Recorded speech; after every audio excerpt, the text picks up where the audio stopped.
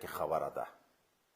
په فرضو کې خو لمونځ کې جمع سنت ده او په جمع کې موږ ته نبي علیه السلام حکم هدایت کړی دی چې امام به د قوم د حال رعایت کې تخفیف پکې، ضعیف مریض ذوالحاجت کې موجود دي. نو دغه حکم په نفلو کې ده. اوس نفل هم بیا خاص د شپې لمونځ د طی کوې، اوږد قرائت اوږد قیام کړی شي که نه.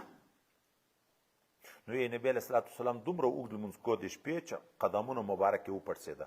که موږ تاسې خیال کړی په موټر کې سړی سفر وکړي پښې یې وپړسېږي، دا وینه لاندې طرف ته لاړه شي، چې ډېر ودرېږي پښې پړسېږي. حتی په بعضې روایتو کې راځي چې اخر وچاودې. نو ځکه ام المؤمنین ورته دومره تکلیف ولې کې تا ته خو الله تعالی هر څه معاف کړي دي.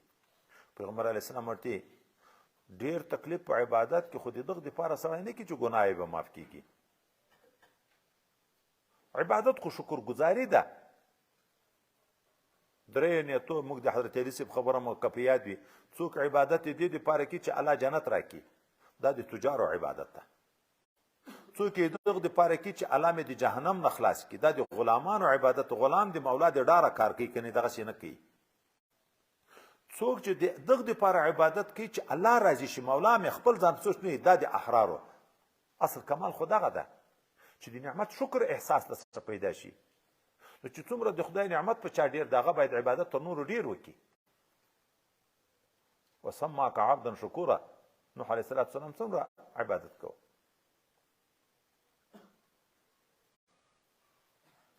خو ډېروالی د لمانځه اوږدوالی راغی، اجتهاد تکلیف.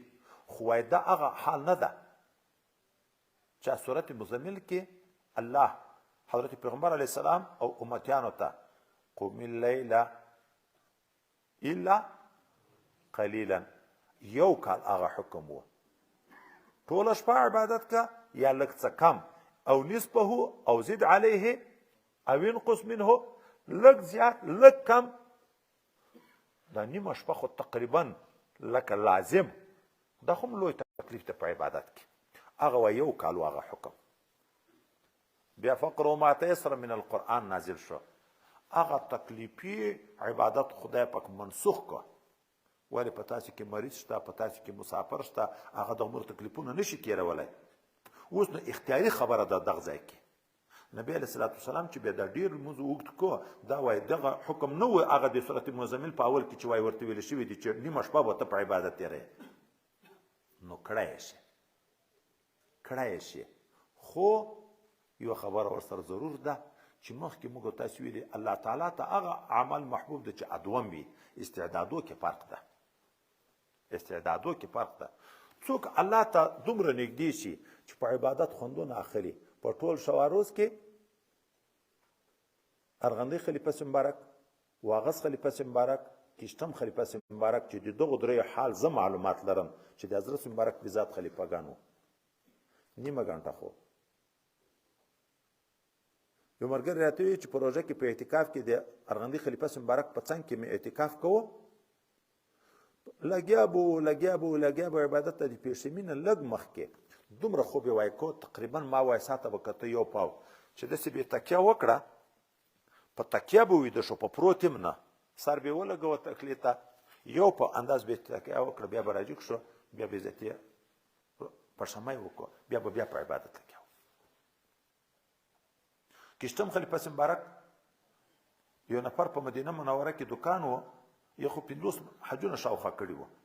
وایي مدینه منورې ته به چې راغی د ما سره به اکثره اوسېدو، د ما د دکان په سر خپل اتاق و، نو دغ کې به اوسېدو. وایي چې کله به اتاق ته خوت د خوب دپاره، بیا به یې وایي ما ته ویلې ګورې چې زه ویده شم، یو پاو بعد به بیا راځې، ما به ویښې چې داسې نه چې تهجد رانه پاتې شي. د قسم خور 11 شپې 12 شپې به د ما سره وکړې، ما دا په خوب نه ده پیدا کړی چې هغه ټیم ته به مې کته چې ټیم به پوره شو، دوی هوټل و، نو د شپې به مالته خو راشکش وي چې زه به په زینه کې ورختم، دی به وایي دی خو نه راباندې راغی، ما نه ده دی پیدا کړی په خوب چې زه یې راویښ کړم. په جنت کې خوب شته، تکلیف شته، ټول عمر ویښ، ټول عمر ویښ. خوب خو د بدن راحت ته چې الله د ستړتیا جبیره پکوي، چې چاته سکون پیدا شي، راحت پیدا شي، خوب ته ځکه نور څه ضرورت لري. د دې اولیاء واقعات وګورو 6 میاشتې 3 میاشتې 4 میاشتې دوی په عبادت کې وخت تېر کړی ده خوراک یې نه ده کړی ملایکې ټول وخت خوراک کوي رزق قچې ده ذکر د خدای په ذکر په عبادت باندې دوی ته غذا پیدا کیږي نو وای عبادت کې مشقت جائز ده خدا سه نه چې 3 ورځې استعداد موافق خپل واس موافق عبادت دا که څومره کې په خشاو کې کوي کړی شي اوږدو قرات ټول سورۃ بقره نه خدای پاک د حافظانو ته د ما سره توفیق ورکړي ما ته د خدای حفظ نصیب کې کمزور یم اوس حافظې لاړې ختم شوې د حافظانو لپاره خو خصوصا د تهجد حکم ده قیام اللیل د دین خصوصي مطالبه ده ځکه عظیم نعمت خدای پاک ورکړي چې د شکر خو ادا کړي حضرت عثمان رضی الله عنه په 2 رکعتو کې ټول قران عظیم شان ویلې تمیم داری رضی الله عنه په 2 رکعتو کې ټول قران عظیم شان ویلې سعید ابن جبیر قدس الله سره په تابعین کې په 2 رکعتو کې ټول قران عظیم شان ویلې سیدنا امام ابو حنیفه رحمه الله په 2 رکعتو کې ټول قران عظیم شان ویلې خو استعداد وو